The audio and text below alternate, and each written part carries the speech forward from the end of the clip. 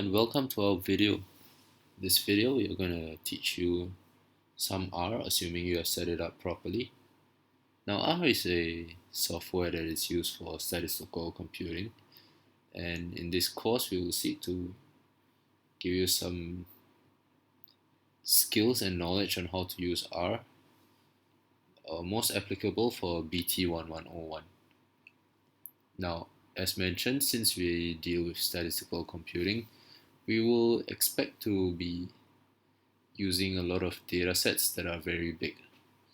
Now, to help us before we get to the data sets, let's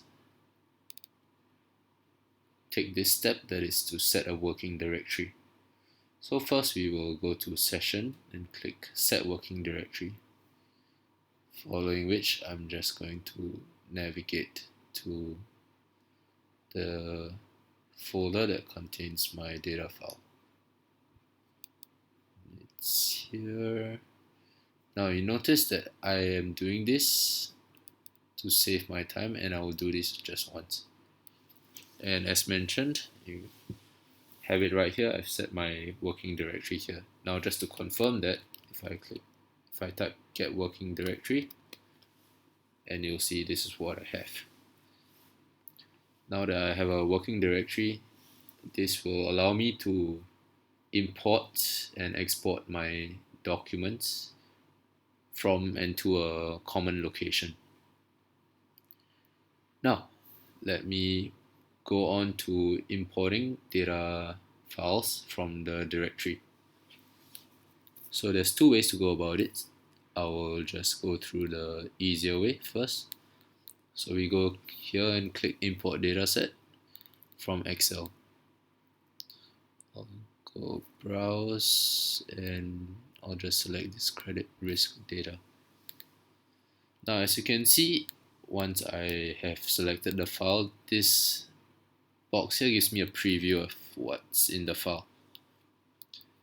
And over here, this is what some import options that I have. I can select what to name this data set. For the time being, I'll just call it DF. Now, as you can see, there's in my file I have my headers: loan purpose, check-in, savings, months customer, months employed, gender, etc. And all of these are in the third row. So what I will want to do is to skip 2 rows. And if you see, now I've skipped the first and second row, and my third row is now in the headers. And with that, I'll click import, and there we have it. We have what I'm imported as DF right here. Now you will notice that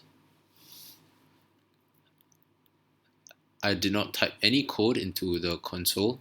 All I clicked was import dataset from Excel, and I did some commands there. But right here in my console, I have some commands that were executed. So this is actually the second way that I can import a file from my directory, simply by executing these commands in this way. I'll type library read Excel, and over here, this is where I name my I assign a variable to the data frame, and this is the command to read an Excel file. This is the directory that holds the file, and here, as mentioned, I will skip 2 rows, and once I execute view on DF, I will view DF here. Alright, now that we know how to import a file from a directory, let's learn how to export a data frame into a CSV file into the directory. Again, there are 2 ways to do this. The first way is as follows. I will type here write table df, which is basically the variable assigned to my data frame, comma a file name. In this case, I'll just use test.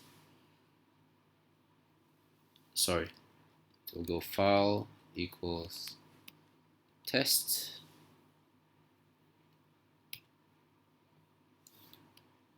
and oops, separated by commas,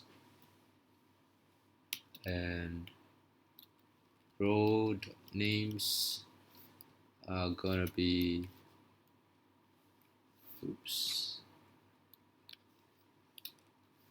false. There we have it, and once I click enter, this will have exported df as a file named test. Now the alternate way to do this is to write.csv, and I'll do almost the same thing, except I will skip adding separator to be a comma, and row.names again, I will have to qualify that it is false. When I do this, I will have had two files, test and test2. Now, in the first command, when I used write.table, I had to put a set equals comma here. Essentially what I'm doing is really just to export this as a CSV file. This is what I have to do. But if I want to skip that, I can simply just execute write.csv and the same things. Now, why exactly am I restricting the row.names to be false? It's because if I put it as true, it's going to initiate a column on the left right here. A new column will be made, and this column will actually be unique identifiers for each row. Now, since I don't need to identify each row on its own, I have indicated for it to be false. And yep, there you have it.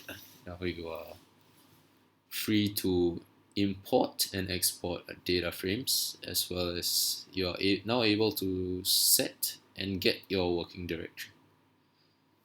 Thank you.